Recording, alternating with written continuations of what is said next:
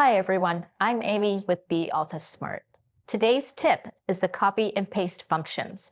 You might be using the menu items to copy and paste your data, such as highlighting the cell you want to copy, then clicking the copy button from the toolbar, then selecting the cell that you want to paste into and clicking paste from the toolbar.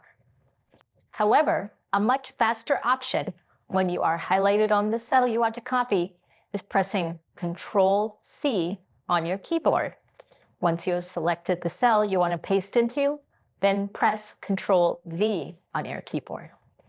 This might seem like a short time saver, but if you are copying and pasting a large amount of information, this should save you lots of time.